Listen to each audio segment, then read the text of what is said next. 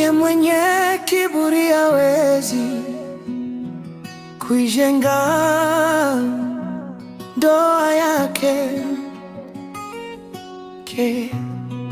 Mwenye majivuno hatai mwenyewe ndoa yake.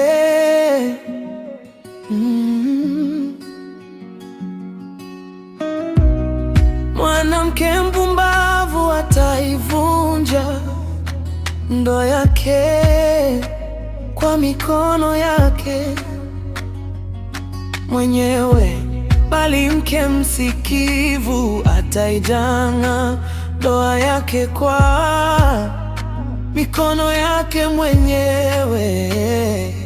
Ndoa yake itabarikiwa na kudumu maisha yake yote. Mke mnyenyekevu jenga ndoa yake imara sana.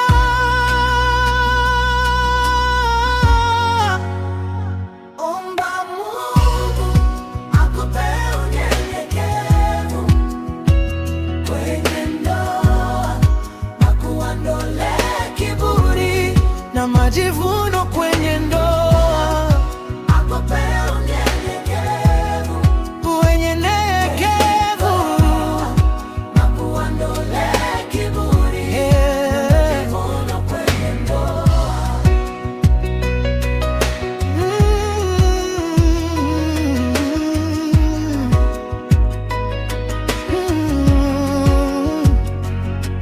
Ukitaka kujenga ndoa, msikilize mume wako.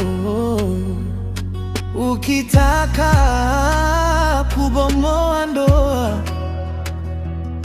mdharau mume wako. Mume ni kichwa kwenye familia, mke ni kiwiliwili kwenye familia. Muheshimu mume wako, mpende mume wako, na mume atakuheshimu na kukupenda wewe.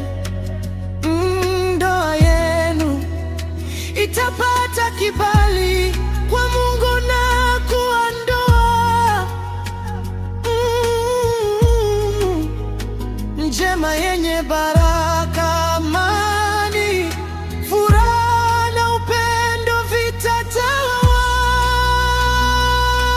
vitatawale. Omba Mungu akupe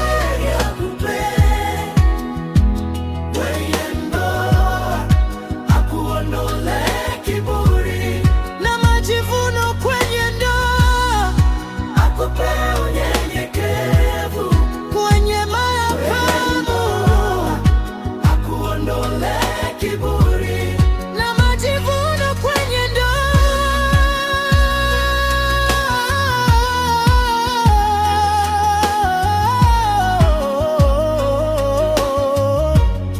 na majivuno kwenye ndoa.